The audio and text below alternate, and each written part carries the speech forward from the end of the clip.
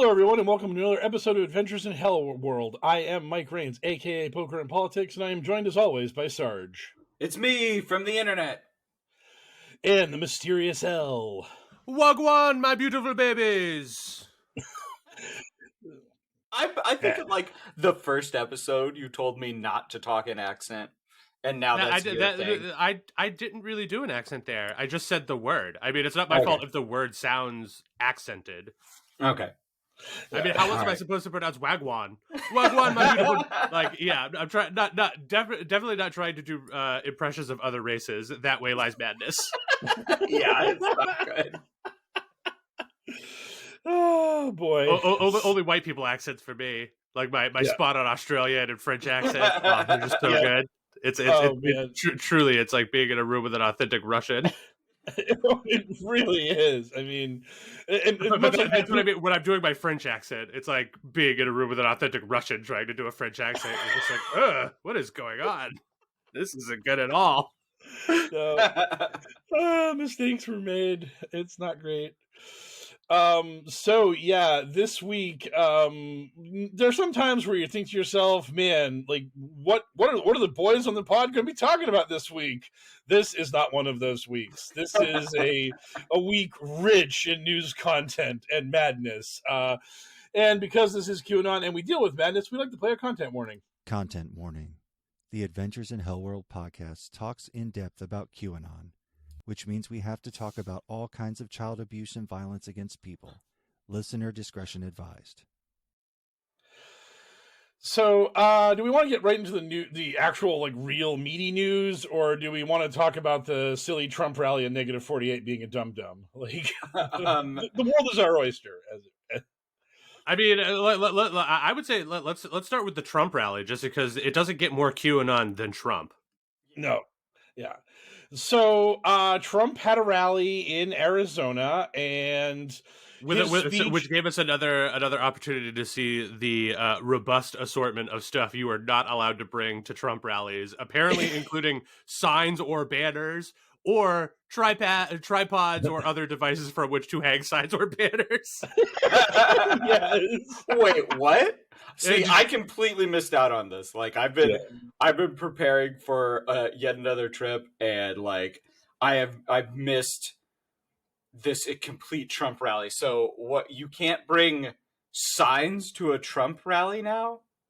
I mean, yeah. So some hero on Twitter posted a picture of like one of the signs that alleging to be from Trump's rally, and it seemed very similar to previous signs that we've seen, where they're just like. Yo, no signs, no tripods, no nothing that you can hang anything from, no toasters or other appliances, just like a bunch of weird shit. And it's just like, wow, what are you guys catching on people that are getting frisked going into these rallies? I mean, who showed up to a Trump rally with like their fucking like NutriBullet or whatever, and you're just like, nah, you can't be making organic food while you're at the Trump rally. You just need to stand in this pen and bend the knee when the emperor arrives. Yeah, that's all we want. We don't want your signage, because that'll probably be used against us, because you're going to write something crazy on your sign. And can you please not wear the Q shirts?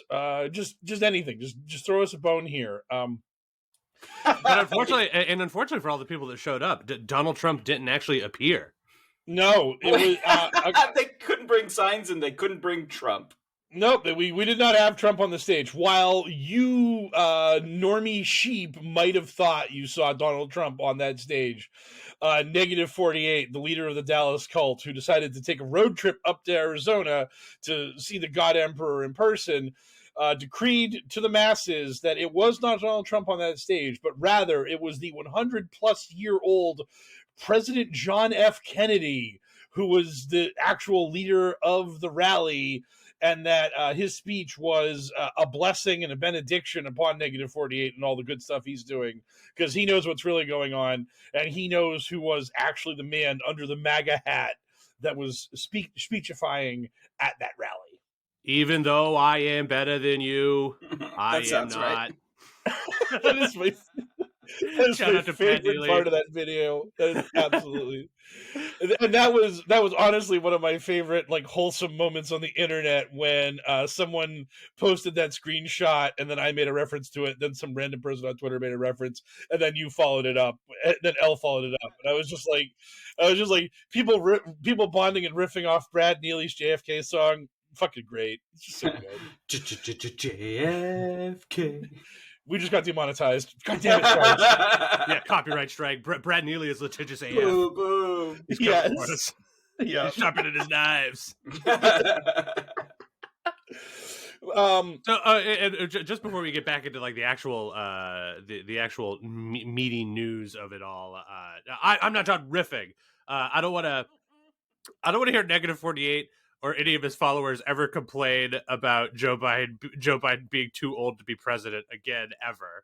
If their claim is that Donald Trump is in fact a fucking 110-year-old JFK, like yeah, Sleepy Joe can't get the job done. He's like 77. What we really need is this spry 110-year-old JFK to take the wheel.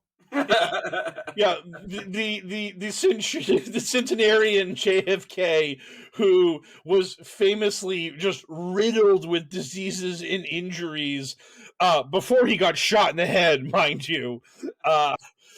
Addison's disease, his horrible back injuries were helped by the Addison's disease during his service in the war. The fact that there are plenty of people who think that the main reason why his autopsy was like so not great and led to so much conspiracy theories was the fact that the Kennedy family was desperately trying to prevent the doctors from examining him and figuring out that he had gonorrhea, and was just like, hey, stay away from the genitals of the president. He got shot in the head. Just call it a day, okay? Just put a bow on it. Those genitals are protected under executive privilege. Yes. You may not subpoena those genitals. Like, yes.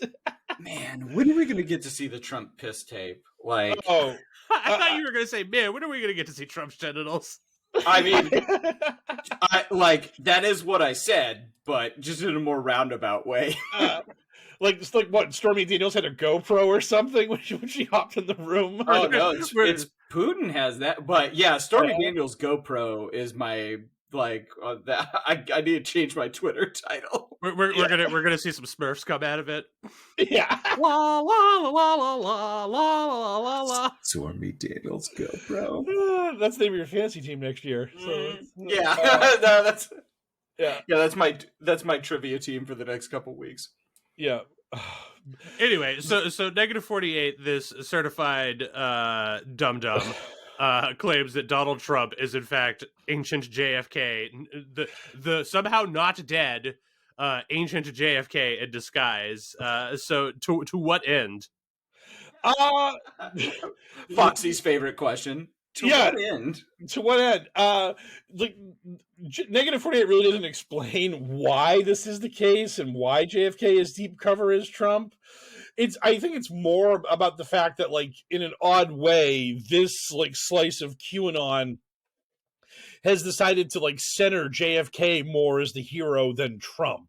I mean, like, Trump's like still important, but he's not as important as JFK is. It's kind of like if you actually like look into Islam, you find out that Jesus is really important, but he's just in the line of prophets that ends with Muhammad. So like that's basically what like Negative 48 QAnon is. It's kind of like the Islamic riff off of Christian QAnon, where like Trump is the Messiah, and it's like, no, in Negative 48 worlds there was just a line of messiahs, and they're all great, but the greatest of them was actually JFK. Let's not kid ourselves. I wasn't sure where you were going with that metaphor. You got on some thin ice there, but you managed to steer that ship. I mixed my metaphor there, but you were on thin ice in that boat that was also a ship. Yeah. But then you really landed that plane. Yes. You did. I mean, you did. You landed it for a second. You landed it. You hit the home run. Oh, don't worry, Mike. I believed in you the whole time. I knew where you were going with your Islam riff. Yes. Because I too know that Jesus is a prophet in the Book of Islam.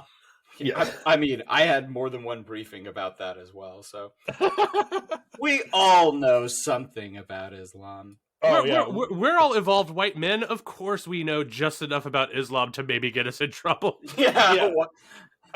We're now the three white guys talking about Islam podcast. Oh yeah, the three white. Go wrong. Nope. Beautiful babies. The three white, probably agnostic to atheist white guys talking about Islam podcast. Oh yeah, it's so great. I will conclude this segment of a podcast I'm going to podcast by stating that I'm probably on all the lists because I actually bought a Quran on 9/12 and read it because I was like, hey, the World Trade Center just got hit. I got to find out what this religion's all about. So I just bought a Quran on 9/12 and started reading it. And I was like, oh, this is the Old Testament. It's just, hey, God's kind of mad about some stuff, but you could do better. You were just like, so weird. This book doesn't mention anything about flying planes into buildings. No, it doesn't. It absolutely doesn't. So yeah, that is strange. Yeah, it's just like the Bible. It's so weird that the Lord knew everything that was going to happen, but the Bible never mentions cars or airplanes or Reddit even once. It's super strange. Cars. Yeah. Those are the most important. The most important cars, airplanes, and Reddit. Yeah, cars, airplanes, and Reddit.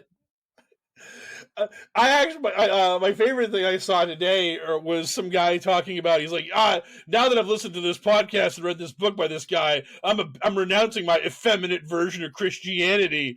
And I'm just like, what? Are you worshiping like swole Jesus now? Like, what is an effeminate version of Christianity? That painting of Jesus like breaking the cross. Yes. That fighting game where he flexes off the cross. Yeah, right, exactly. Every time I see that painting, I'm just like, damn, what kind of nails were the Romans using? Those shits are fucking sturdy AF. It's just like Jesus wants to rip himself off the cross, and he actually breaks the cross before he gets his hands free. That's some good. I mean, those Romans, man, they knew how to make some nails. That shit was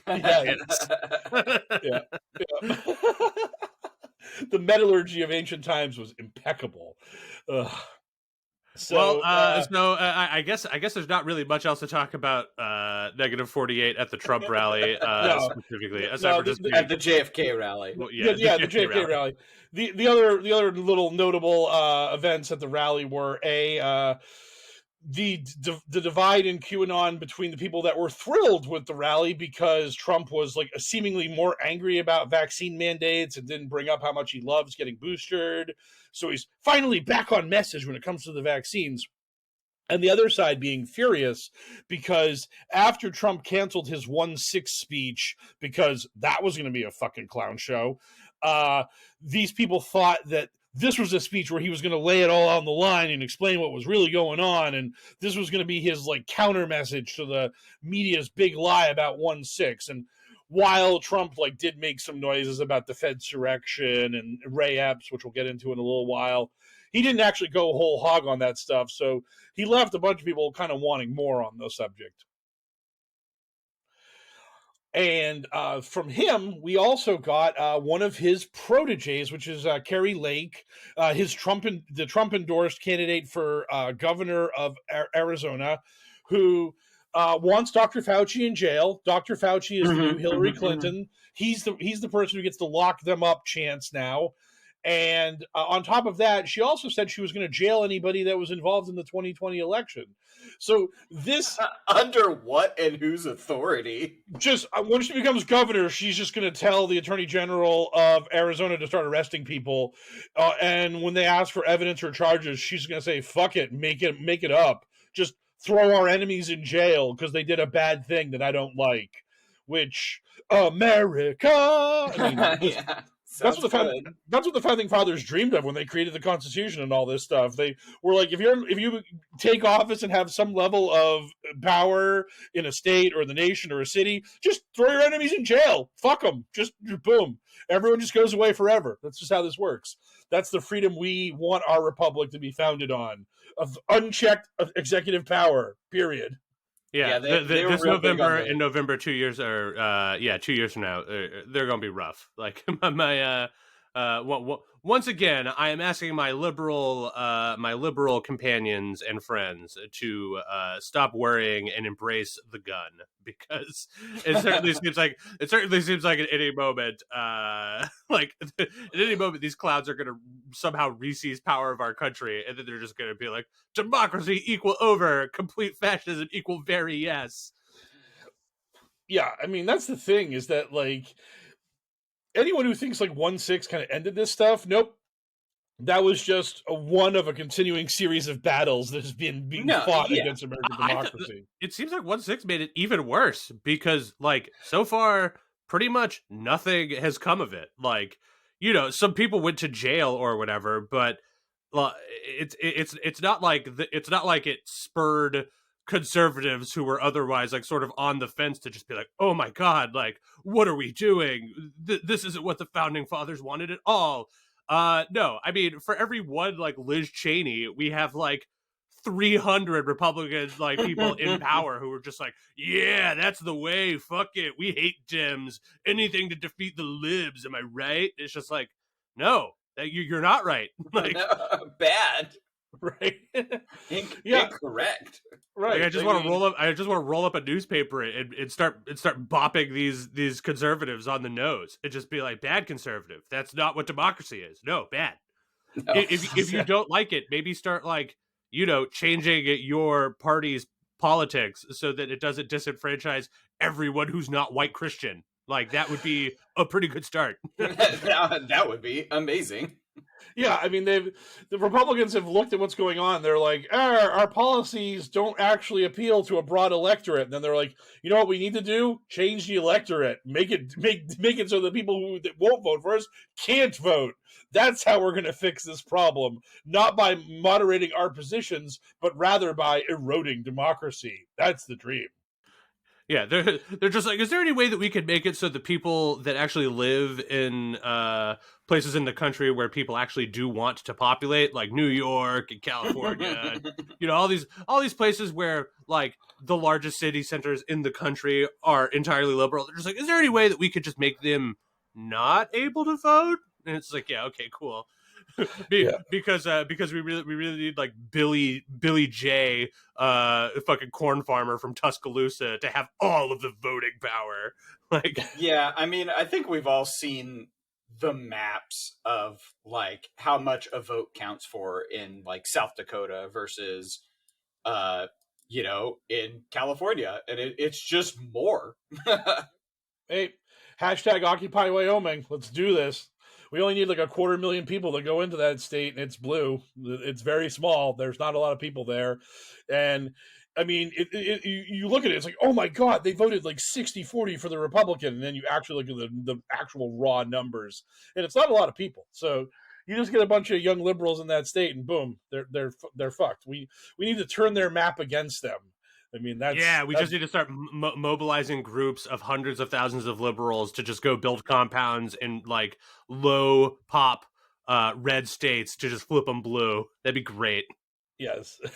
when we become podcast millionaires, when we're the next Joe Rogan Experience, we're going to mobilize our the next Joe Rogan Experience. Oh yeah. I'm going to do a bunch of DMT in a sensory deprivation chamber, and when I come out, I'm going to be like, hey, I need a couple 100,000 of you liberals to go build a compound in Wyoming for me. Don't do anything sketchy. Just live there and vote. Yep, that's it. Yeah, and like we'll have like the Joe Rogan studio, and instead of having like the Joe Rogan Experience or the Adventures in HellwQrld Experience behind us and like lights, it'll just be like one of us will have like Occupy Wyoming, another one will have like Occupy Alaska. Finally, we'll have like Occupy like one Dakota. We're just gonna take over the Dakotas and then just make them one state to punish them for their hubris of being two states. But by the time we're done with it, the map of the U.S. is gonna look like the Shadowrun map of the U.S. It's gonna be like 3 or 4 giant territories. Oh, do we get a dragon as president? That'd be awesome. No, it looks like a dragon, but it's really JFK. Oh, yes. Yeah, it's JFK back. A puppet. It's JFK back as a dragon. He's a dragon now. No, yes. he's just got a costume on it, like he came from a Red Fair. Came from a Red Fair. Is Daniel Howling Coyote JFK, or is he somebody else? Is he JFK Jr.? I'm just trying to... Wow. Yeah, there we go. The only the deepest cut Shadowrun references for our listeners. Yes. For the 1.5 of you on average that got that reference. Holy shit. Just when we thought we couldn't get any more obscure than Turbo Teen, I'm willing to bet that more people have heard of Turbo Teen. Yeah. Oh, jeez. Okay, I feel like I feel like we've kept it light and fluffy for enough. Let's talk about some actual Nazis. From the digital headlines to the digital front lines, it's Q's in the news.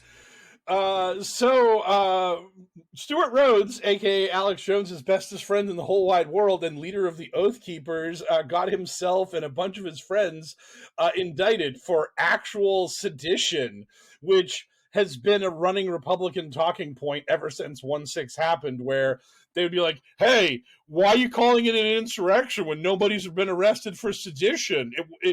That's kind of the whole point of an insurrection, is that you committed treason or sedition, right? And then, lo and behold, guess what? That happened. And Stuart Rhodes and his colossal army of monstrously stupid people got themselves pinched for that very crime. And the charges, the indictment that was filed against him is literally like it's like it's a comedy. I mean, you can't believe how dumb these idiots are, that they committed all of this stuff either to text messages, or the speeches were on video, or like a crowd of people heard them and it's all corroborated. I mean, these were idiots who thought they were about to succeed in toppling the American government and being hailed as the new founding fathers of the revolution. I mean, that's it's how that went down, right?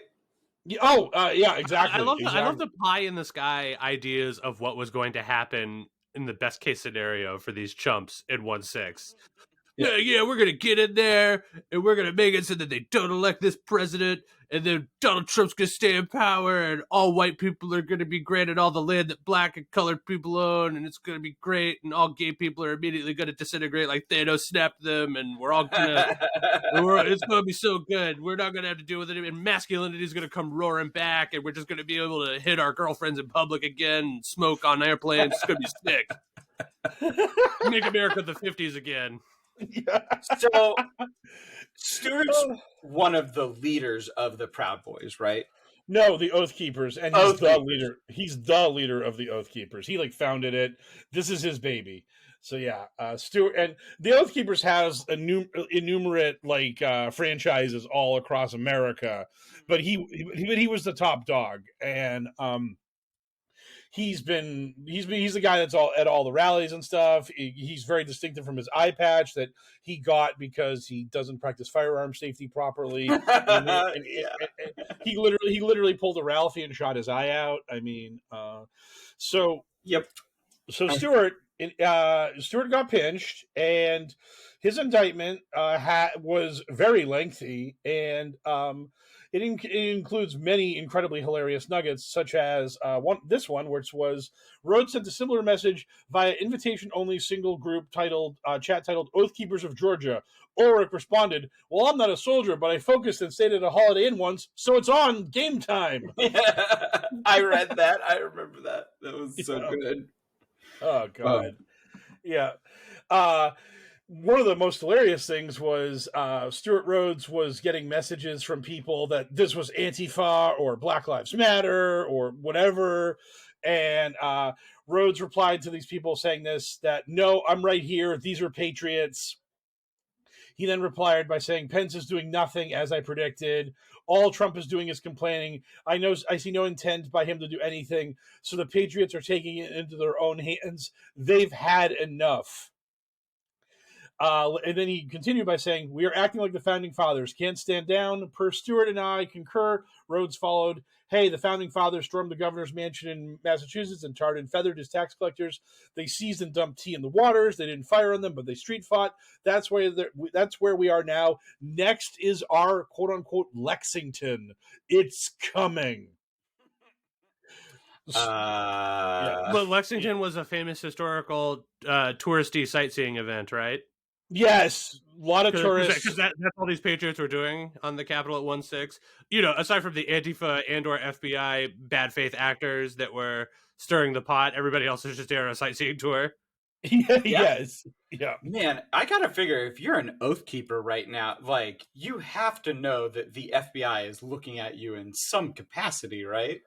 Oh yeah, if you're within 10 miles of Stuart Rhodes, if you've even talked to him, like I mean, you are now on the periphery of what is a conspiracy to commit sedition. So you know that, like, holy shit, I like this has gotten a lot hotter than you ever thought. This dumb LARPy thing of hanging out with your Oathkeeper bros and doing that shit, like now this is getting way spicier than you ever thought it was going to, and it's like no bueno. This is not great.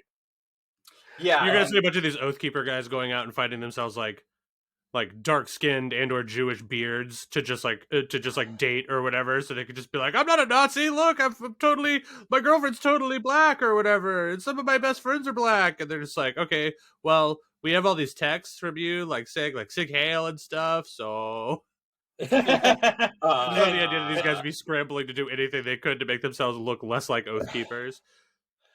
Yeah. Although the truth is, these idiots are probably just too proud of their fucking abhorrent like worldview to actually try to cover it up. They're probably just sitting in their like studio apartment with a loaded firearm, just being like, "Fuck it, if the FBI is gonna come for me, they're gonna come for me." Yeah. Like, all right, cool. It is their usual attitude.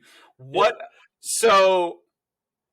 They've got him FBI style. That's big federal charges. Oh yeah, he's done. I like this is one of the another bit of the indictment that's hilarious to me. This poor guy, Valhijo. I butchered his last name. I apologize, but one guy joined Stack 1 when it reached the top of the steps, and at the top of the steps, the mob is aggressively advancing towards the rotunda doors, assaulting law enforcement, the officers guarding the doors, threw objects and sprayed chemicals at the officers.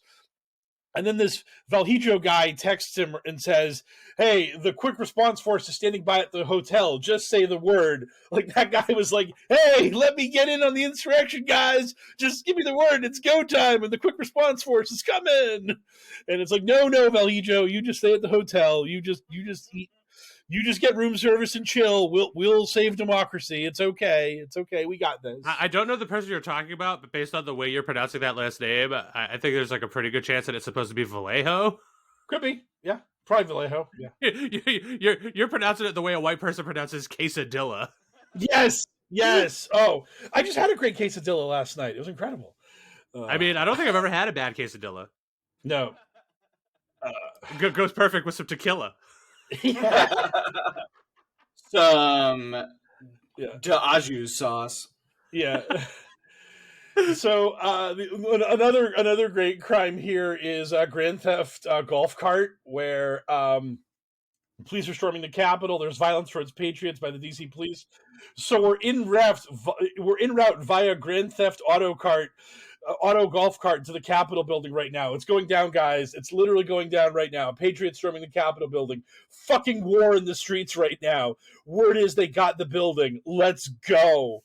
And then it says James, Munita, and Ulrich and others parked the golf carts near the Capitol. So they actually, like, we got the golf carts. We're coming for the Capitol, baby. We're doing it. That is. Get in, loser. We're storming the Capitol. Exactly. Fantastic. Just, oh my god. And then did they scoop up any other Oathkeepers?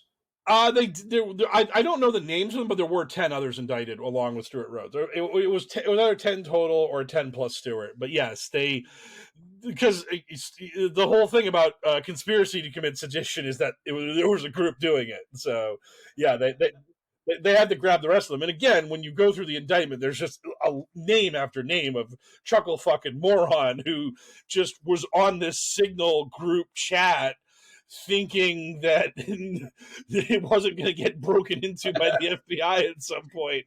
Nailed it. Yeah, it's like, oh, all those texts are on WhatsApp, but I deleted WhatsApp, so there's no way they can get my self-incrimination.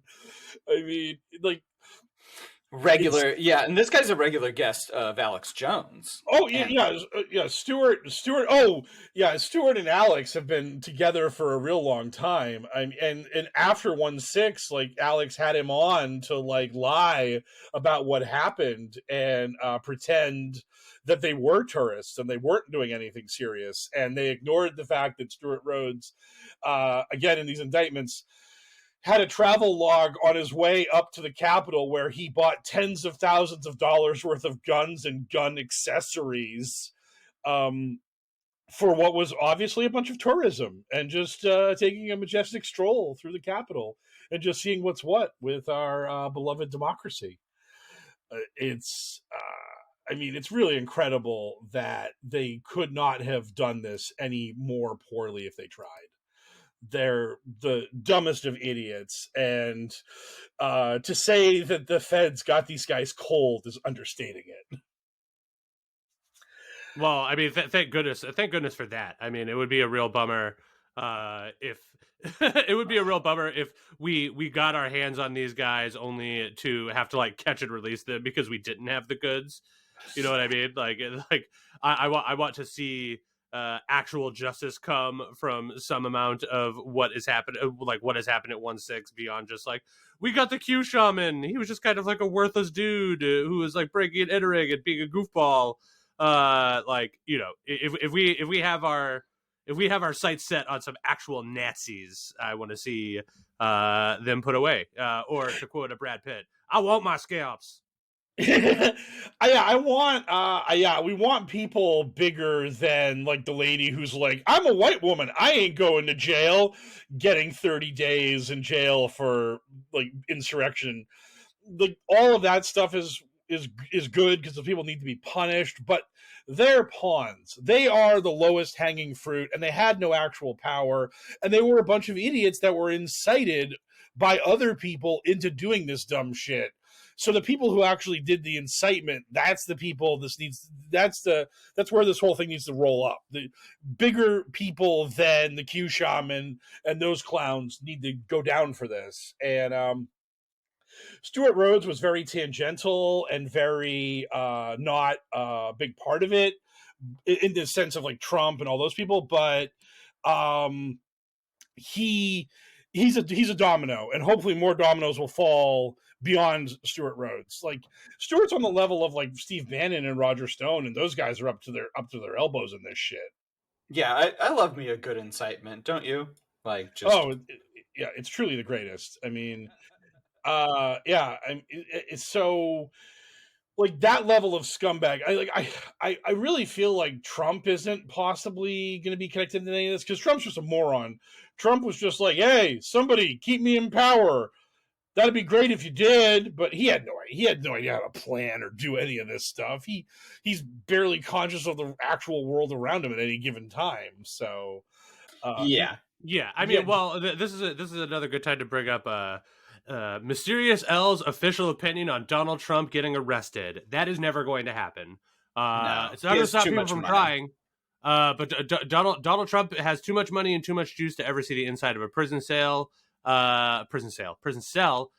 I would be completely fucking shocked if he ever even came close to being arrested. But that doesn't mean that people aren't going to try. Specifically, the New York Attorney General sharpening their knives, saying that they've got the goods on Trump's shady business deals. Can't wait for that to come down as a fine. How many times have they said they have him? Like they finally got his taxes. Yeah, they got his taxes a long time ago, but there are parallel investigations. There's the Southern County, there's the Southern District of New York, which is the criminal side of things, and then there's the New York Attorney General, which is the civil side of things. And the New York AG, Tish James, just came out saying, like, we have the evidence that the Trumps have been cooking their books for all the shit they've been doing in New York for forever now, and we will compel Donald Trump Jr., and Ivanka Trump to give testimony about this because the law applies to everybody. And today news came out. I don't know if this was the same investigation or not, but news came out that Eric Trump was deposed many months back, and at that deposition, he took the Fifth Amendment hundreds and hundreds of times. Like when he was asked various and sundry questions, he was like, America, the glorious republic it is, gives its citizens certain rights. One of those rights is the Fifth Amendment. I'll be using that right now. Please and thank you. So exactly what is going on here is very interesting, because what the New York Attorney General is talking about is a civil proceeding. So what Elle said about this all coming down to being a fine is kind of true. Although that fine could be like, I don't know, like $200 million or something if they decide that if the Trump Corporation had defrauded the state of New York for like countless quantities of money. But the criminal investigation that's parallel to that, that's the one that is got all the blue and on, all the Trump's going to go to jail people all hopped up and freaking out and getting all excited. And as Elle said about like Trump actually going to jail being a long shot, the thing about that is gonna happen. The thing is like if he ever got indicted, I mean, there would be domestic terrorism like immediately. Like so many QAnon people would lose their shit.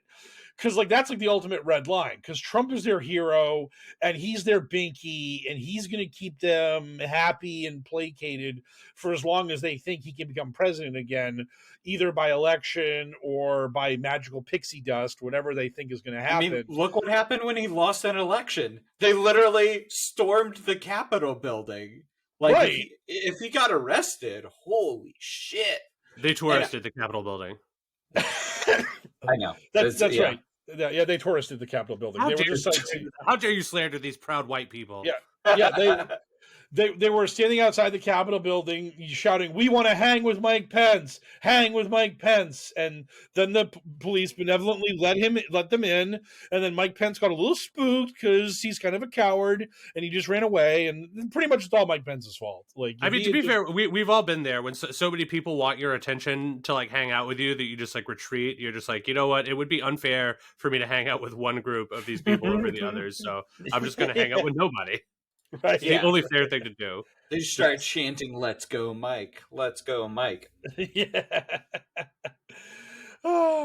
Yeah. So, if he ever got indicted, like that would start like all kinds of shit. And imagine if like Trump was actually, I mean, where would you put Trump in prison? Because it's not like he can go to like a supermax or something for his crimes. But if you put him in like a Club Fed that was like a low security prison, there would be idiot QAnon people trying to break him out like every month. Like it would literally be, you would literally have to send Trump to Guantanamo. I mean, that's literally what would have to happen. He would have to be on the shores of Cuba being guarded by our military as like a political prisoner in exile so that clowns didn't constantly try to break him out of whatever prison he was in. I mean, that's what they did with Napoleon the first time they defeated him. They banished him to an island away from everybody else. They should just build a special prison for Trump that the only way to enter or exit it is via ramp, and then they would never have to worry about him escaping, at least without like some slow assistance. Yes. Like, they're like, we've only got a 2-minute window where we can get Trump out of his cell and safely to the helicopter we have waiting for him. And it's just like, we'll never make it in time. There are ramps. Have you seen the incline on that thing? Yeah, it's like 27 degrees. Oh my God. Like human foot can barely trot upon it. To escape, he has to let strong-minded women ask questions of him, and he cannot dodge. He has to answer. Or another way he would have to escape is being told 5 words and having to remember those words and repeat them back 20 minutes later. I mean, there's a security passphrase for like the locked door, and it's like to open it you have to recite literally any verse from the Bible, just a single one. Yes. Just anyone. Well, like 10 words of a verse from a Bible. Like it's your favorite book, so it shouldn't be that hard. But can he do it? Yeah. You have to hold the Bible right side up. He's gonna be like, and then Adam and Eve, they like hung out, and God was like, "Hey, cover it up." And they're just like, "Trump, you have no fucking idea what you're talking about, mate. You're never getting out of this prison." I like the idea that this is like Donald Trump gets arrested. And there's some sort of like jigsaw figure that's just fucking like concocting a torturous Trump-specific series of dumb shit he has to do to earn his freedom. It's like the fat camp from Simpsons. They're like, you can leave whenever you want, but the only exit is up a gentle incline. Yup. You know it. Geez. You know all of it. Like, you know, God willing, something will come of the New York Attorney General breathing down Trump's sweaty orange neck, but we'll see. Much more likely, considering the amount of people who seem to be publicly abandoning him, is living Moai head Matt Gaetz's legal woes. Apparently, his girlfriend, his ex-girlfriend, who we had mentioned on a previous podcast as having been cooperating with investigation, has officially been granted immunity, which is not the sort of thing that happens if you don't have some sort of goods. So, more specifically, she was granted full immunity for sex trafficking charges. Yeah, Mike, what do you got to say about our good friend Matt Gaetz? It appears like his girlfriend got immunity because it appears that she was in trouble because her and Matt, they had a phone call about, like there's this, Matt was like, hey, there's this girl and she's having some trouble. So it felt like the ex-girlfriend was in with Matt to try to either intimidate or otherwise prevent this person from coming forward, to prevent their evidence. And the girlfriend knew that she was like, oh shit, like Matt got me into this hot water here, and now I'm kind of a co-conspirator. So I need to be able to be like, hey, like, this stuff was his idea. This was all Matt's sex criming that he got me involved in. And as long as you can just get my legal troubles out of the way, I'll give you the farm on this guy. So that is basically what it seems like has happened. And now if the ex-girlfriend has reached a full immunity deal for the sex crimes, then I wonder what her testimony previously was, and if, like, when she gave testimony to someone, she was like, hey, stop it, asserting the Fifth Amendment here, but by the way, you probably really want to hear this shit, and if we can work something out, I'll come back to this grand jury, and Matt Gaetz will be kind of fucked. So the Matt Gaetz snowball, which had been rolling downhill many months ago, and then apparently like hit something and stopped. Apparently it got momentum again, and now it's moving back down that hill much faster than it previously was. So you can even say that as it was rolling down the hill, it may have got snagged on a stone. A Roger Stone, who has since moved out of the way of Matt Gaetz in the most impossibly strong terms possible. If I saw correctly, Roger Stone tweeted essentially, fuck you, Matt Gaetz, I'm out of here.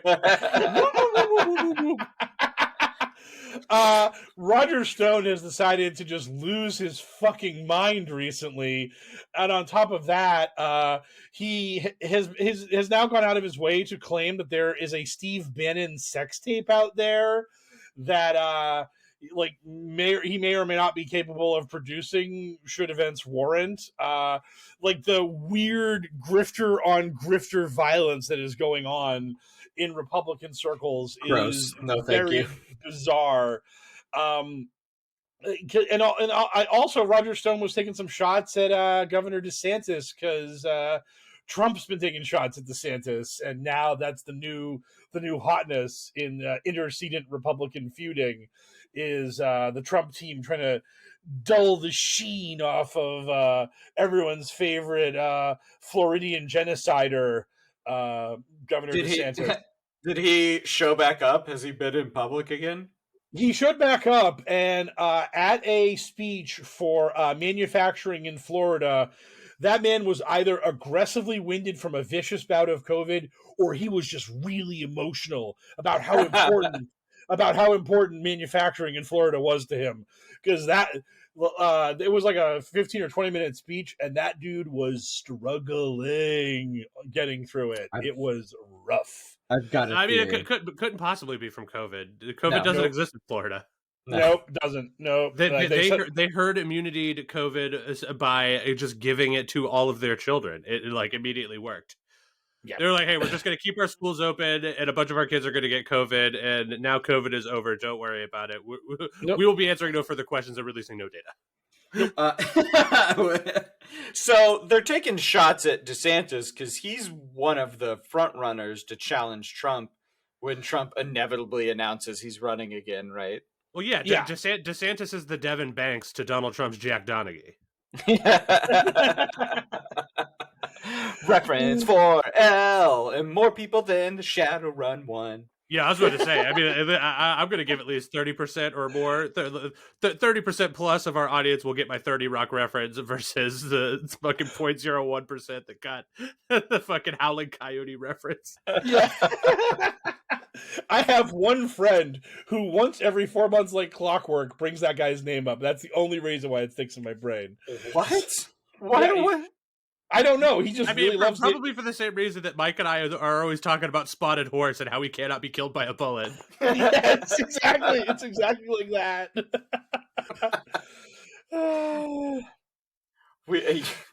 Yeah. But yeah, so there's this juicy rift. I mean, this doesn't really have shit to do with Matt Gaetz, but fuck it, we're talking about it now. There's this juicy rift developing between Donald Trump and DeSantis, which is just fucking, it just warms the cockles of my black heart. Anytime these dumb Republicans are fighting amongst each other, like blood flow is starting to circulate in L's south of the border region. I think my favorite thing about this is that Trump has sort of inoculated himself from the easiest attack any other Republican can make against him, which is, you lost by 8 million votes to fucking Sleepy Joe. How bad are you? You suck. We need somebody that can beat Joe Biden because Joe Biden's nothing. He's an empty suit. That was like the entire Republican argument in 2020, was that Joe Biden is a nobody that nobody likes and nobody cares for. There's nowhere on God's green earth that a alpha male Chad with the charisma and the pizzazz of Donald Trump could lose to Joe Biden. And then he did in a popular vote landslide and pretty decisively in the Electoral College on top of it. Yet, if like Governor DeSantis got in front of a podium and was like, hey, everybody, Donald Trump lost the election really badly. If we nominate him again, he'll get smoked again because he sucks. America doesn't like him. We need a new direction and we need to move somewhere else. The Republican voter base would like pelt DeSantis with like fruits and vegetables and boo him off the stage. They'd be like, no, the election was stolen, bro. You don't understand. Like Smartmatic and all those and Dominion and all those other evil people, they switched the votes and they used the Sharpies and blah, blah, blah. And you can't even argue electability to these people because they don't think elections are real unless they win them. What they keep missing is, I didn't vote for Biden so much as I didn't vote for Trump. Like, and I think that's what a lot of people did. I voted against Trump. I would have elected a dead cat over Trump. Like yeah, maybe at the end of the day, you didn't like fucking write in Bernie Sanders or something. No, I didn't. You voted for Biden, but I get the sentiment. Like, anyone with a brain should have voted for it. Like, you know, they were just like, you had all these like really super extra principled parentheses white progressives just being like, you know, I gotta vote my conscience, man. I'm not just gonna vote for whoever is running against Trump. That's not how it's supposed to work. And it's like, oh, fuck you. That's how it's working this year. Like, come back in 4 years if you want to pull this shit. But no, now it is Trump versus everybody, and everybody needs to win. So right, like, yeah, and I have actually seen like some people in QAnon delicately bring up the fact that, Trump's kind of polarizing and I don't know. But at the end of the day, they're so tied to their orange daddy that they just can't admit that he lost, and he lost decisively. Trump can't admit it. So I really think that's going to be very interesting to see if any Republican dare bring up the fact that reality is real, water is wet, and Trump lost the election badly. Because it feels like the Republican Party is like just still beholden to this clown.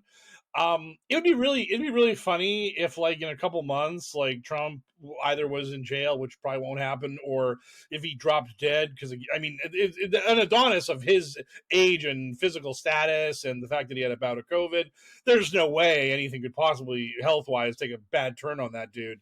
But it'd be like so funny if, like, Trump was just not going to run and was no longer a factor, to just see how many Republicans would just be like, hey, everybody, we really lost that last election really badly, so now we got to kind of turn the page, and that means you got to go with me because I'm a winner, unlike that last guy who was kind of a loser. I liked him but he lost. Let's call a spade a spade.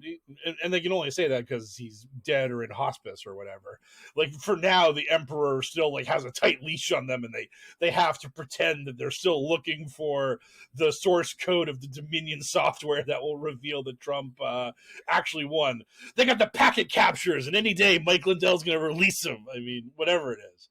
At least they're keeping busy. Oh, it's very important. Idle hands are the devil's playground. Speaking of Devil's Playground, do we want to talk about Prince Andrew? Oh, let's get into that. I believe you mean regular Andrew. Yes, that's your note, and I was leaving the joke for you. I guess he is still technically Prince Andrew, but boy howdy, they sure did take away all of his powers and responsibilities. Oh yeah. How guilty does that make a legitimate? The crowd is like, we're not saying that Prince Andrew is guilty, but this investigation is still happening, and for completely unrelated reasons, we are removing all of his powers and responsibilities. We're removing all his powers. The Queen was like, the crown will in no way be paying for your defense or legal troubles. You have to pay for those yourself. He had to sell rich people problems. He had to sell a chalet to pay for his multi-million-dollar legal defense. Man, he has to be so guilty. Like, that indicates a level of guilt to me that was like at one point the queen walked in on Prince Andrew under a writhing pile of underage girls and was just like, oh bloody hell, not again. Damn it, Andrew. Not in Buckingham Palace, Andrew. Take them to your private chalet. Fucking hell, you bellend. She just shoos him off with a broom. Yes. Release the hounds. They scatter like rats. Yeah, that's like, holy shit, bud. Things definitely not looking good for you when your family, the royal family, have decided to just cut you loose versus helping you stick through it. Or just burying it. Like, they can't bury it, and there's there has to be like an MI6 agent briefing the Queen, just being like, he is guilty as shit, Your Majesty. And she's like, God damn it. Yeah. So most of this has come. Most of this this turn against Prince Andrew has come because Virginia Giuffre's civil lawsuit against Andrew has been allowed to proceed. Andrew's attorneys had tried to have this lawsuit thrown out and dismissed. It has not been. The case will move forward, and on top of that, there are 8 men that were part of this suit that's names have been withheld as John Doe's. And Ghislaine Maxwell has said that she will no longer attempt to protect the secrecy of those men, that their names can be unsealed in the court documents and presented, I guess, to the public. If not, I mean, maybe just a jury, but hopefully to the public. I mean, was she just holding on to those to try and get some time off or to protect her life? Like, who knows? But so now that basically the defense side of this thing has said, hey, name names. You can just tell everyone who they were. Of course, QAnon thinks that the names of these people is Tom Hanks, Bill Gates, Bill Clinton, and all of their other enemies that they really hate. But we don't know exactly when this is going to actually like bear fruit, because these lawsuits take forever to get rolling. So exactly when and if the judge is going to make the ruling to unseal the names of the men, we don't know, and we have no, and we all, I mean, everyone likes to speculate on who they are, but we actually don't know who they are, because this is, I can't wait for her to start naming names, and it's just like Donald Trump, Alex Jones, Steve Bannon, and then at the end of it, she's just like, and it also, for what it's worth, Matt Gaetz left me like 30 voicemails that I never responded to. So. Oh man, the massive pivot to Epstein being a massive deep state op just to make Trump and all the patriots look bad. Oh, that'd be so incredible. Well, I mean, the op was already well underway when CIA and FBI, digital bad faith actors photoshopped all those images of Donald Trump palling around with Jeffrey Epstein. So, that, like, how deep does it go? Alice in Wonderland. I mean, Microsoft bought Blizzard. That's like, how deeper can it go? Like, sorry, we said Bill Gates, and I was trying to riff on that. It all fell apart. This was worth going back for. It seemed. I mean, hey, sometimes you choose the hill you die on, and sometimes the hill chooses you. I can't. But yeah, I mean, I'm just gonna go out and say, like, if Maxwell has a list of names and she could like back it up with evidence, I would probably be slightly more frightened if I were these conservative Trump worshipping idiots than if I was like I am.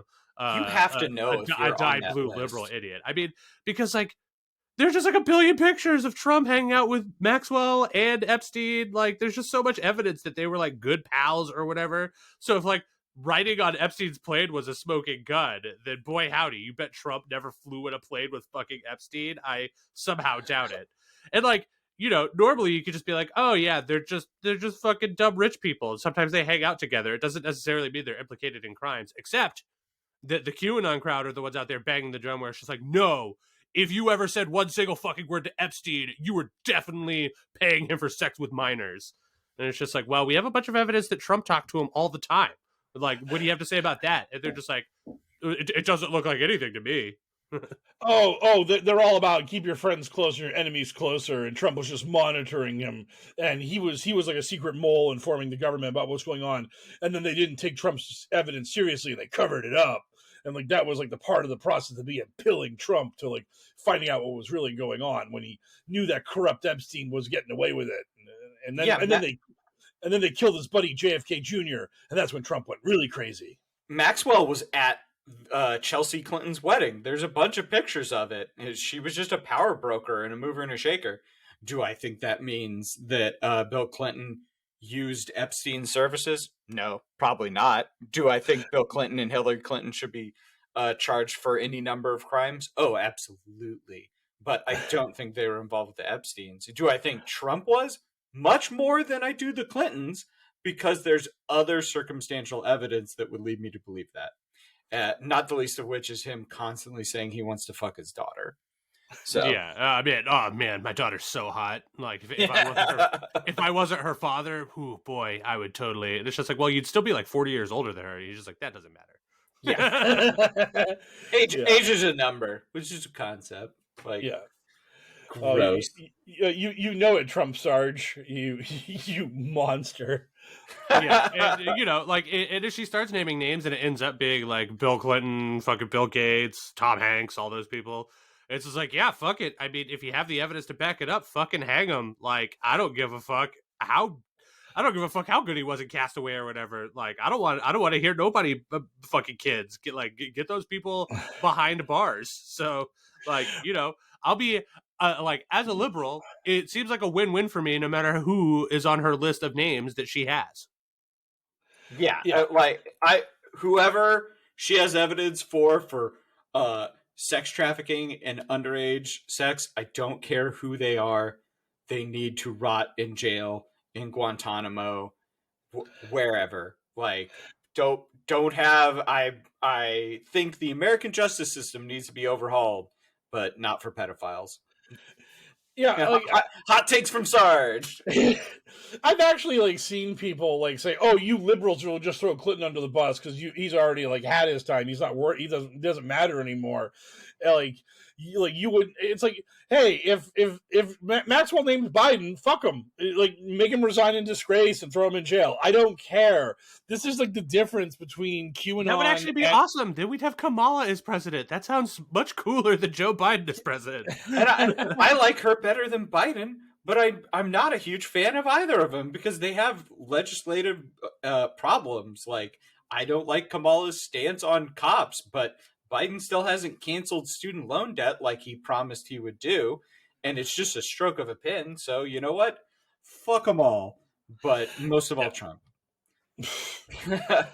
The problem for me is it's just we're dealing with one party that is actual fascists who want to start an authoritarian police state. So any quibbling I have of the other side is just really arguing about the color of the drapes. I just don't. Yeah, well, Mike, you're allowed to have that opinion because you, like me, do not have any student loan debt. For people with student loan debt, that is literally the only thing they seem to give a fuck about. All I hear progressives bitching about is their student loan debt. They don't give a fuck. They're like, can't believe we elected Biden. That's not student loan debt. This is bullshit. We should just let Trump into the office again. It's like, wow. I mean, I get it. Debt sucks, but also shut your fucking cake hole about your stupid debt. Yeah, I mean, when you have to make massive payments, it would be whatever. It'd be good for America, and if you're buried under it, it is. I understand it's the only thing you can think about, but there's a bunch of other issues that one needs to be addressed. I don't know. I agree with getting rid of student loan debt, but at the same time, it's just Biden is grappling with serious fucking issues in the country that go a little bit beyond the student loan debt fiasco. Let's try to get rid of the filibuster and prevent fascism from dominating our country. Actually make sure that democracy is a thing that continues going forward in the United States of America. Yeah. Let's get voting rights in there first. Yeah, voting rights and all that stuff. And at some point, yes, let's get to student loan debt. But until then, I really wish the progressives would have something else to talk about besides their fucking student loans. It's just I get it, man. Debt sucks, but they're bigger fish to fry. Sorry, there just are. I just hoped he would have gotten to it before now. But the only thing I'm worried about on that front is that we just had the Supreme Court say that OSHA can't regulate fucking mandates for workspaces. If Biden busts out his pen and eradicates student loan debt, those colleges are going to sue and.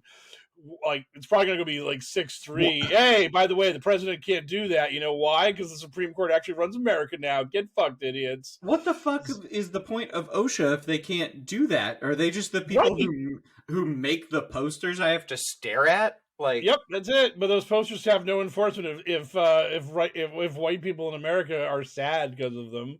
So yeah, it's so stupid. And this is that's why this podcast is called Adventures in HellwQrld, because we're actually in hell. It's great. Yeah. I mean, Jesus. I have let's just say a tenuous relationship with my progressive brothers and sisters because they. I do agree with all the stuff they want, but at the same time, as somebody possessed of some amount of realist sensibilities, I'm just guys, the president is not Mr. Mixia Spitlick. He is not a magic imp that can just do whatever the fuck. Like, he can't even get his primary agenda options through because of Kirsten Sinema and Joe Manchin. Like, shut the fuck up about your fucking student loans for now. There's serious shit going on in our country. Well, we've gone deep into the reference mines this week. Is it time to come up out of them and get to our listener questions? We could do some listener questions, but I'm like no promises about not doing any more references. I'm not telling you to stop. I'm just saying, like the dwarves, we've dug very deep. I was going to commend your smooth as sandpaper transition, so let's get to those questions. Our listeners got questions, we got answers. It's time for Q&A. Hey, that segue was great. Oh, incredible. Speaking of something that's like smooth, like butter on a pancake, Pancake Peasant asks, are Sarge's Freemason connections strong enough to actually launch L's proposed Freemason coin? Probably not. I don't think I've paid my dues in like a year or more. Quite a while, actually. And I've been to like exactly 2 meetings. And when you went to those meetings, did they let you hold any of Ben Franklin's gold? No. I mean, the first one was just getting in, and then the second one was getting my fez. But no. Are you sure you were a Freemason? Did you become a Shriner? Because Shriners are the fez. Yeah, you have to be a Freemason to be a Shriner. Oh, okay, so that you just upped the Freemason is your first. How long were you a Freemason before they upgraded you to Shriner? It was pretty immediate. I'm a legacy. My father and grandfather are both Shriners. My dad. This fucking nepotism bullshit. Like you just jumped the line to go straight to Shriner. Like you didn't pay any of your Masonic Temple dues, and they immediately just gave you the keys to a tiny car. Yeah, they jumped me right in. No, you have to wait. I haven't got to drive the tiny cars yet either. I'm not cool enough. I'm not deep enough for Ben Franklin's gold or the tiny cars. My father has driven a tiny car in a parade before, though. How does he feel about the overlap between Shriners and actual clowns when it comes to their love of tiny vehicles? I think he's probably okay with it. I know my grandfather was big into the Shrine Circus before that went away. I just remember holy shit, was that a thing where there was a Shriner Circus? Yeah. I just remember when I was a kid going to a hotel room with my grandfather and all his buddies at the Shriner Circus, and I got to meet all these guys, but just there was all these guys like Jeffrey Epstein. There's a huge wheelbarrow filled with booze, and they were just pulling bottles out. It was just a drinking party. They did the Shrine Circus to raise money for sick children, but they were I just remember a staggering amount of booze that I, as a child, even clocked as this is a lot of booze. I mean, for a weird secret society or whatever, man, the Shriners they're very hard to take seriously. All anybody knows about them is they wear fezzes, which are among the most comical of hats, and they drive around in tiny little clown cars. Yeah, and they raise money for sick children. They run a bunch of they raise money and run a bunch of hospitals for sick children. That's their I believe you thing. mean adrenochrome farms Yes. disguised as hospitals. I'm not supposed to say that on the recording, but yeah. Well, you're not supposed to say it, but I'm not a Shriner, so I could spell the beans. Yeah, I could spell all of the Freemasons' darkest secrets about Abraham Lincoln's secret time machine.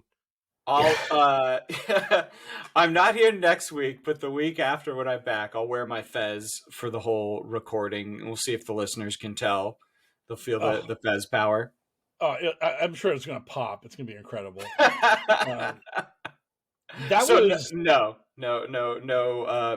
No Freemason coin. Sorry, man. But to be honest, we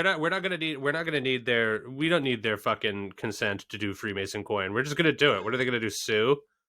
Yeah. I mean, they're not even that secret anymore. I'm gonna let you guys in. Everyone get in close. If you go find the truths about the Freemason books at the bookstore where they talk about their secret rituals, those are usually pretty spot on. Like, no one keeps the secrets anymore. Yeah, I sort of assumed the Freemasons weren't that secret of the society when I started seeing like bumper stickers. Yeah, well, they have a real problem where people aren't joining because it's all old men. Like, I joined because it was important to my grandfather, but they kind of ran into a problem where they got a bad rep, and then it's not like it's supposed to be a fraternity making connections and helping people out, but young men aren't joining anymore, so it's kind of like dying a natural death. Of it's just like not people aren't joining anymore. Yeah. So that was a lot deeper and juicier than I thought it was going to be on Freemason Coin. But for those of you listening right now to me, you can enjoy the helicopter over my house, so that's exciting. Amanda Scatlin asks, so celebrities covering up one eye is a symbol of something to QAnons. Is it the Illuminati? If so, is it bad? What do they say? What do they say about the one eye on the US dollar bill? Is that acceptable or not?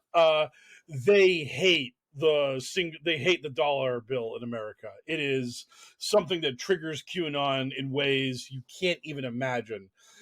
I've seen posts by people saying that, like, we will only be free when we remove this accursed symbol from our currency. Shut up. Yeah, like this is part of the thing where they talk about how the Illuminati are throwing it in our faces, that they're just showing us they're evil and all the terrible things they're doing, and that like their propaganda and their symbolism is so omnipresent it's even on the $1 bill.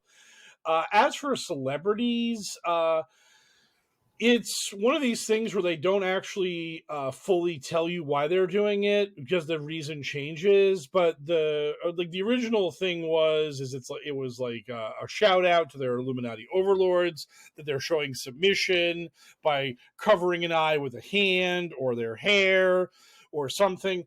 There's this one photo of a Paramore band shoot, and it has like all the men in the band are covering their eyes with hands that have eyes painted on them.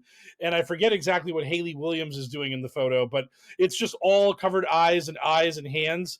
And I just thought, oh my God, Paramore will be the most hated band in the Illuminati universe, but they never got big time enough for that photo to just like. Yeah, I was gonna say Paramore's gonna have to get just a little bit bigger. I know why you know about them because they are right next to garbage. Yeah. Yeah. Haley Williams did a magazine cover that was a tribute to Shirley Manson, so of course I would. I mean, like, but that photo is like should be the most triggering thing in the world of these people. But because QAnon are clout chasers and they only care about the truly ultra famous, they stick to Lady Gaga, Beyonce, and Rihanna, and the people that are just like massive, and then they call those people Illuminati, and it doesn't hurt that they're women and who are also people of color, because they're also misogynists and racists. And also, for what it's worth, like the three women you brought up there are also like unabashedly just like about their sexuality. They like fucking, and they don't like mind like working that into their art. And I'm sure that like for these uber masculine Christians, that really sticks in their craw. There's like Lady Gaga and Rihanna should only be concerned with fucking their husbands that they don't have or whatever. And it's just like, okay, cool. Well, like, oh yeah, they should only be having sex for procreation unless they're a Chadley dude, in which case they should be having sex for fun and pleasure because that's the Christian way. As Jesus told us. Yes, exactly.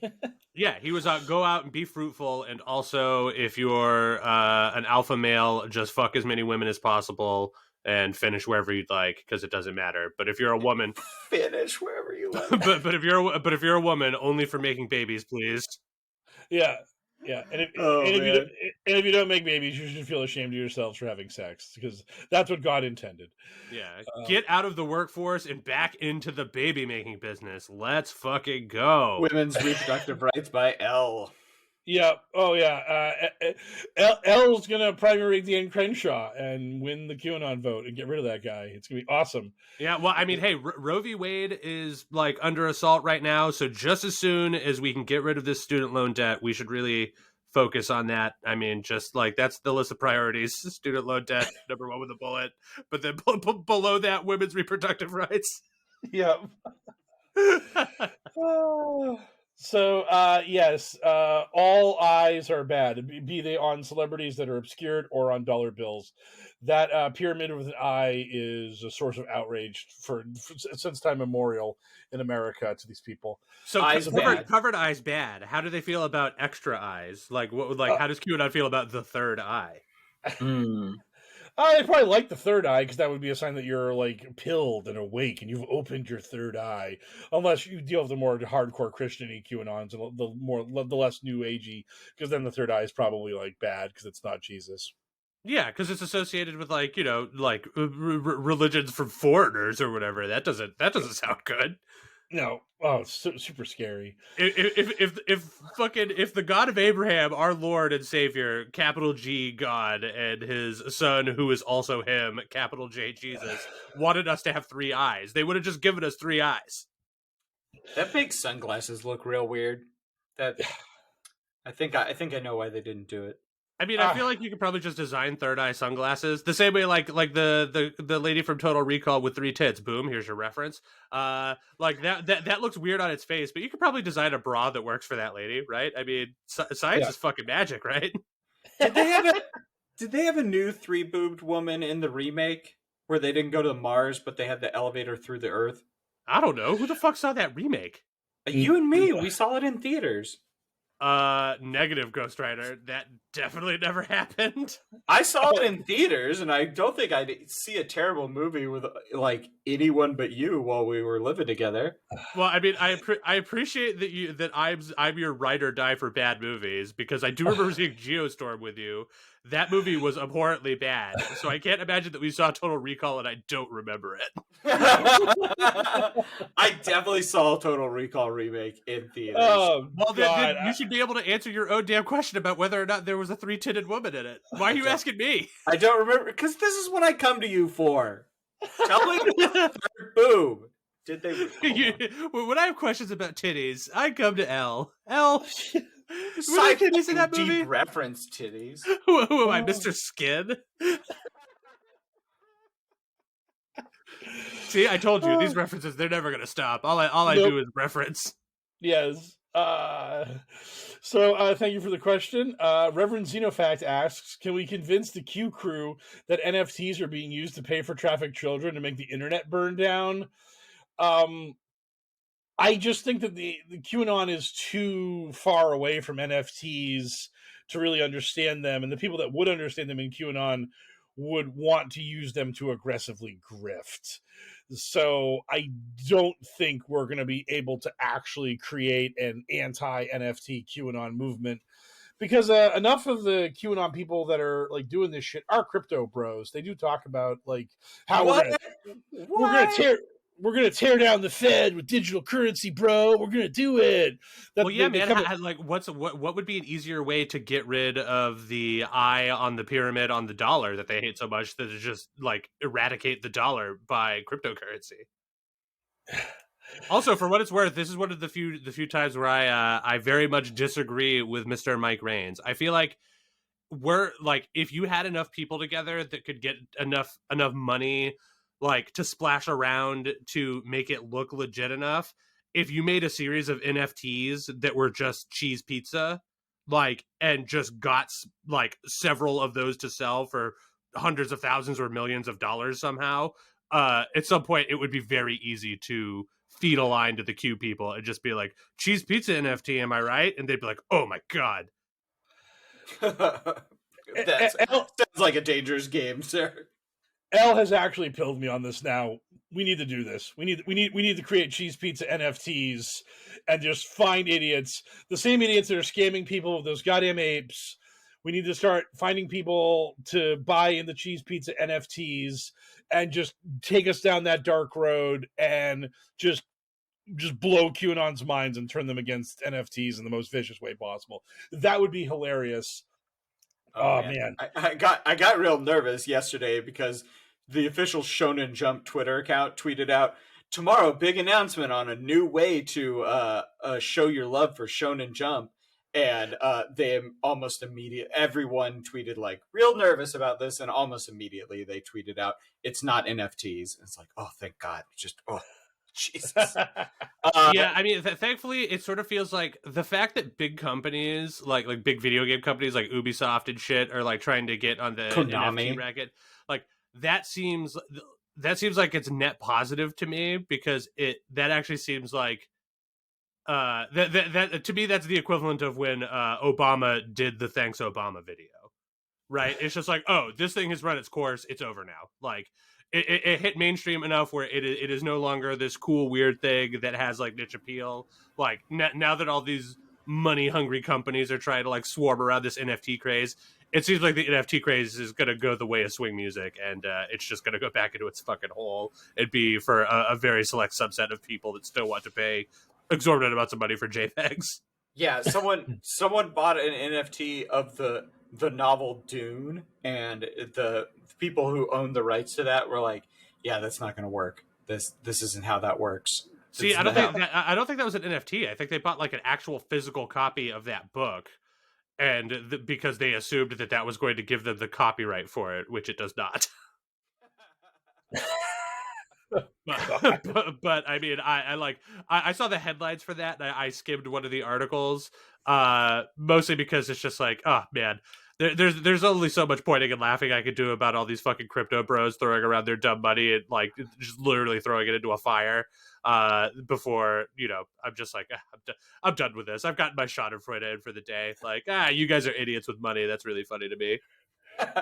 After some quick research, I can confirm they did put a new 3-boobed woman in the Total Recall remake. There you go. You just didn't remember because to mix it up, they put her third boob on her back. Yeah. So that way, no matter which way you're looking at her, you can just be like, man, those are some hot tits. I blanked her out for the 5-boobed woman. They really upped it, and like, yeah, I mean, in the future, someone, probably a Japanese person, will develop a woman made entirely of tits. Because I could definitely see that being an anime character, right? Or like a Persona from the Persona series.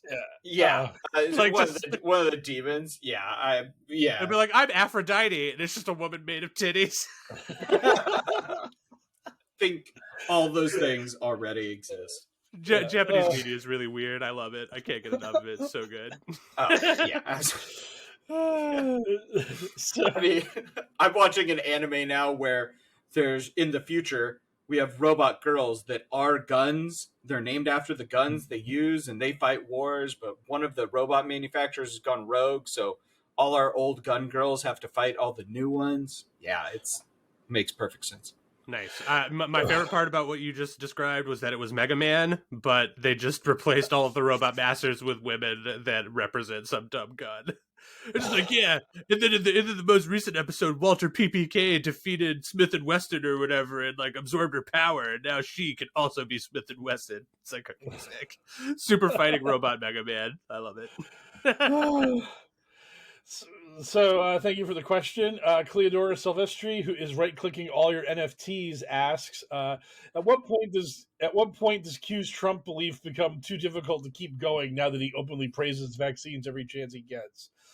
I don't know that it will ever be a problem for QAnon, because they're just so capable of jumping through hoops and defending Trump no matter what he does, and they've already created this massive mythos that Trump had to release the vaccines because if he didn't, the lockdowns would have been for decades and they would have destroyed the economy and turned us into a like authoritarian prison state with communism and all that other bad stuff.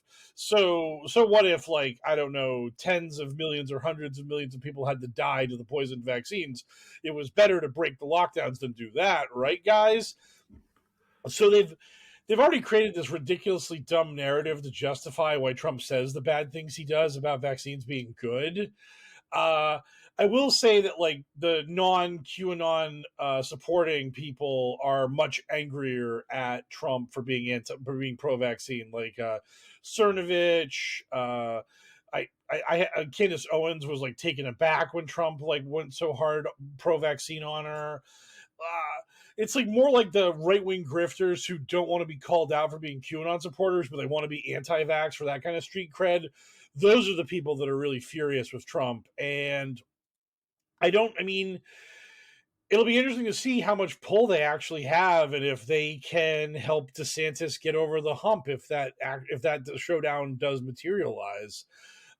Because the actual hardcore pilled QAnon idiots are never going to let anything Trump says get in their way. I mean, they are going to be just defending him until the end of the earth. It's kind of my dream that the Biden administration like kisses Trump's ass and butters him up, and they do everything they can. And at the Super Bowl, we get an ad for like taking the vaccines, and it like ends with like like Biden saying to take the vaccine, then it like cuts to Trump, and he's like, "Hey, get vaccinated! I took the booster!" Boom, and you just like have Trump as like the spokesperson for like this big ad seen by like 150 million people, and just like watch QAnon's brains boil over that. Like that'd be like the funniest thing in the world. If we actually got. They've already started to kind of fracture on that. The ones who are diehard Trumpers have made their own faction to a degree, haven't they? Yeah, but they know that they're not going to get a political candidate that's going to love them as much as Trump does. Where like Trump was like, "Hey, I don't know nothing about this QAnon thing except for they're anti-pedophile, and that sounds good to me. I mean, what's wrong about that?" Because Trump just feels like he's bulletproof and can get away with anything. I don't think they're ever going to get someone to rise up to the relevance of Trump who's going to be as supportive of them. I don't think Michael Flynn has the legs to do it, and anybody else in the Republican primary isn't going to be just, who's great? QAnon. They're great. Let's back them. I don't think that's going to happen for them. Yeah. I mean, we'll see. I don't think, God, it's 50-50 whether Trump runs again, and if he does, I feel like he hews closer to the Q bullshit. Absolutely. That's his best bet, I think. Yeah. So thank you for the question. Our last question in the mailbag was from John Hatton, who asked, in the 90s, the trendy conspiracy theory was about how the Clintons had dozens of people murdered to cover up their cocaine trafficking operation in Menda, Arizona. Religious radio shows hawked VHSs of the Clinton Chronicles. Does any of the QAnon lore still refer to this? Well, it just it's the second or third layer on top of Menda Airport, because after Menda Airport came Vince Foster, and then Benghazi, and the thing also is that they were both kind of the bad guy back in the day, but that was when Bill was governor and then president.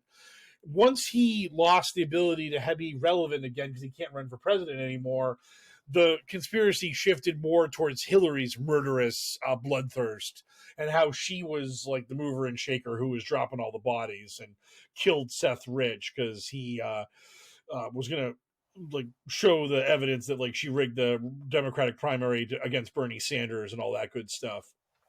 So I just think that when you see them talking about Vince Foster and Seth Rich and Benghazi, that's just Menda Airport. It's just the latest iteration of it.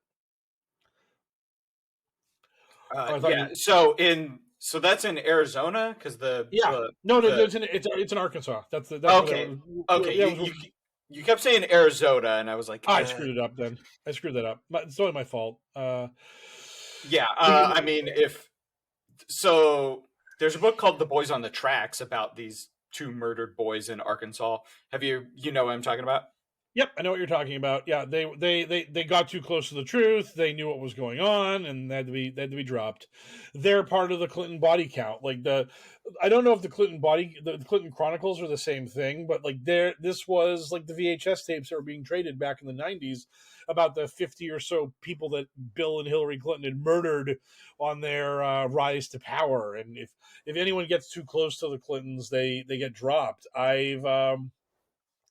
I've seen a customer who's a local of mine at in the casinos in New England, and every now and then he wears a shirt that has Bill Clinton with a silenced pistol and Hillary Clinton with gloved hands and some like piano wire, and the caption is the Clintons, they can't suicide us all. And so, I mean, just the idea that the Clintons are bloodthirsty, murderous sociopaths who will do anything to claim power, it's been around ever since like Bill beat Pappy Bush, and I just love like the narrative of them being just totally evil monsters, but like you have to live in this world where that is true, and Obama was born in Kenya and was illegitimately the president, and yet bloodthirsty Hillary, who'd do anything for power, never once was like, oh yeah, by the way, Obama's birth certificate is forged and here's proof of it. Boom. Sorry, Obama, you can't run against me in 2008. Now I'm the nominee. Boom. Now I'm President Clinton. I did it. Hill in the White House. Boom, boom. Roasted. I just love how she's a total monster, but at the same time, when she gets the phone call from George Soros, who tells her to back down to Obama, she's just like, okay, fine, boss. Whatever you say. I'll take one for the team. Yeah, maybe we'll get into that on like a side project, the supposed Clinton bot account. But absolutely. You said that was the last question? That was the last question from the mailbag, which then unlocks the secret bonus question at the end of all of our podcasts, which is, what are you looking forward to? I am looking forward to, I get to see now one of my favorite bands, Murder by Death, again, and at the Stanley Hotel in Colorado. So I'll let you guys know if I see any ghosts. Spooky ghosts. Well, I sure hope they stop touring soon, because we have a weekly podcast to record, and you're just only here like at one out of every 3 episodes or whatever now. So no, this is my last trip for a long time. I am very tired. But yeah, like I'm excited for you to get to see Murder by Death for the 1000th time or whatever. Because it's just like, I feel like it's just like you take like 12 trips a year and 6 of them are going to see Murder by Death. Like this time in a cave, this time at the Stanley Hotel, this time we're taking a cruise that they're playing on, this time they're playing on the moon. Nice. These are actually tickets we bought 2 years ago that are just now like happening. So yeah, the Rhoda did fuck everything up for everybody. Yep. But so that's what I'm looking forward to. That's neato. I am looking forward to, I mean, geez, not much specifically. I mean, I guess like now that I'm back from my trip, I can start getting back into the swing of doing my board game nights. So that's going to be nice. Even though my friend who is about that board game life and is constantly buying new shit is just always insisting that I play a bunch of dumb fuck new games instead of the old games that I've played once or twice and know that I like and want to play again. So I will have to suffer through playing through some new board games that may or may not be great before I can get back to playing games that I know are great, like Everdell and Obsession and stuff of that nature. But it will be nice to just get back to doing some physical gaming once again. Yeah. How about you, Mike? Oh, I'm looking forward to losing an incredible amount of money on the Green Bay Packers this weekend. I think that I think there's going to be a bunch of good football games this weekend, but the Packers and the 49ers will not be one of them, given just how just rife with injuries the Niners were in their win over the woeful Dallas Cowboys. Just so gratifying to watch the Dallas Cowboys blow it yet again. If there was ever a franchise that needed to have more dirt kicked on them, it's the Dallas Cowboys, and I much appreciate that. But the 49ers look like the Bluesmobile at the end of the movie. They just fell apart in every possible way. They're not great quarterback, who I love so much. Damn you, Jimmy! Why didn't you pan out? He's got a sprained shoulder. Their best defensive player has got a concussion. They're just a wreck, and so yeah. I'm gonna be Mikey Squares this week on the wagering, and when you all watch San Francisco actually win the game and defeat the Niners, defeat the Packers, know that I'm gonna be out the funds, as it were. I mean, that's going to be on you, mate. Fucking Aaron Rodgers has been a quarterback since the league was founded or whatever. He's just like 1,000 years old. And, the Chiefs played him in Super Bowl I. Yeah, yes. and he's been to what one Super Bowl? If I'm counting correctly? I ain't betting the nickel on him in the NFC title game because that's where that man turns into a pumpkin every year. But this is the week where he lulls you into the false sense of security, and everyone's like, "Oh, this is the year that Rodgers gets his second ring. He's going to the bowl. There's no doubt about it." And then either Brady just smashes him again in the NFC title game, or the Rams just knife through the Packers' butter soft offensive line and truck him, and he blows it again. But they've shown they can't beat the Chiefs. Whoa, wait a minute. Give me. Did you just say that? Wait a minute.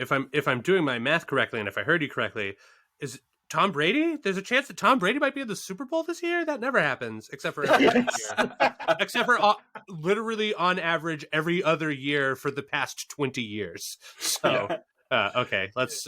But no, truly we're losing some elite quarterbacks with Aaron Rodgers playing his last year for Green Bay, almost certainly, and Ben Roethlisberger retiring. Between them, not even like a quarter of the amount of Super Bowls that Tom Brady has been to. Sick. Okay, cool. Good stuff. Before you go to the outro, I have to make a retraction. I fucked up my own schedule, like everything. I will be here next week. I'll be back before we record. So that's my fault. My bad. Oh shit, we're gonna have surprise Sarge next week. 2 weeks of Sarge in a row. I fucked up my own schedule because I'm missing the next binge wordy that we have already recorded because I'm going to be gone on Sunday. So. Well, it'll be nice to have you, mate, because otherwise, who else am I going to talk about multiple titted women to? I feel like we've run that well dry. There's only two of them in one technically one movie. No, there's 3 of them. That's the point. You see what I did there? Hey, Mike, do you understand what the joke was there? See, Sarge was talking about the number of women with breasts, but I came in and my joke was that I was talking about the actual breasts on the women, of which there's a third, which is that makes her different because she has 3 of them instead of 2, which is the norm, or less, which happens if women need to get them removed for whatever reason. Mm-hmm. So 3 would be really surprising, but like, I mean, you would just be like, "Wow, that is so many more than I was expecting." Get your ass to Mars. Like that is 50% more than I was expecting. It's so weird. I'm gonna make you watch both Total Recalls for binge wordy at some point. Oh my god, there'll be 6 tits. It'll be crazy. Oh god. Anyway. So I wanted to finish real quickly here by bringing up that on my Twitter timeline, Paramore just popped up as now being a part of a festival with My Chemical Romance. So we're actually doing emo nostalgia tour. Oh, if you look up the lineup for that, if you were into that type of music, it has got to be the greatest tour to have ever existed, because that lineup is insane. That lineup is insane. Now, I am not into that music, so when I look at that, I'm just like, oh, it's Bad Taste Festival 2022. But like, I am very excited for anyone who is interested in those bands, because if you are, holy shit, I know a ton of people from my youth that like their taste in music is frozen like fucking like it got trapped in amber and it's going to get resurrected by John Hammond. Like, so they're just like, oh my god, Paramore, Jimmy Eat World, My Chemical Romance, all the best hits from 15 to 20 years ago. Can't wait. Alkaline Trio, Taking Back Sunday.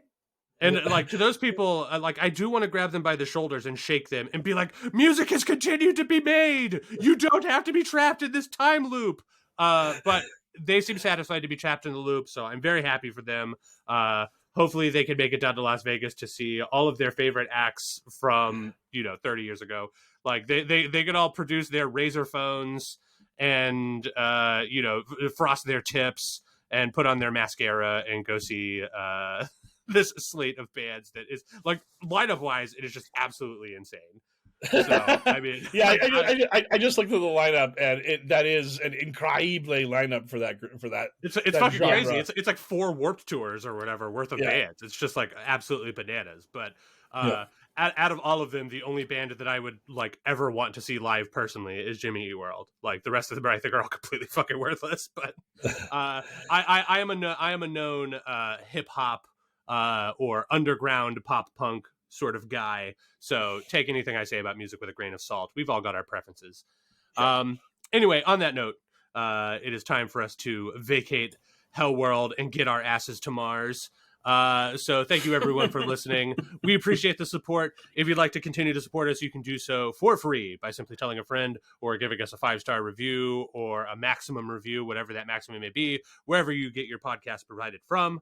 If you have some jangle in your pocket and you'd like to give it to us for some additional financial support, you can do so by visiting us at patreon.com/pokerpolitics. Anybody who donates to our Patreon at the $5 and above tier gets access to 40 or more, actually more than 40 hours worth of bonus content, including series such as Kabbalin and What We Do Out of Shadows, which is our most recent series where the boys get together and talk about some dumb QAnon propaganda nonsense. This week, we are pleased to welcome aboard our most recent beautifuler baby, Mike from Connecticut. Enjoy living in Connecticut, mate. I've been to Connecticut a few times. It actually seems like a perfectly reasonable state.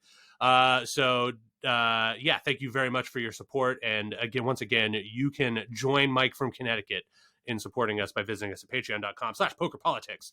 However, if you have money and you don't want to give it to us, we totally understand. You can do a little good with it by donating it to love146.org. They're an organization whose vision is the end of child trafficking and exploitation, and that has always sounded pretty good to us. This is the part of the show where I have to thank our good friend DJ Minimal Effort, who remains too cool for social media, for providing us with our wonderful intro song. Our buddy Frosty, the voiceover artist, who is not too trendy for his social media, so therefore you can find at Twitter at FrostyVO for providing our content warning, our bumps, and the voice of Q when we need it. Sarge and I have a spin-off podcast where we talk about pop media that you can find at Bingewordy. That's BINGEWORDY, wherever your podcasts are provided, and on Twitter at Bingewordy. This week we were discussing the Disney Plus exclusive show Hawkeye. So if you'd like to hear a couple of jerks dish about Disney's Marvel's Hawkeye, you can do so by following us over at Bingewordy.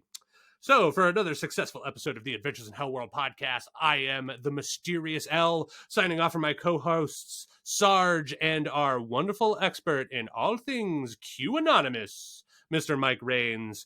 And as always, it is time for me to tell you, Godspeed, Patriots!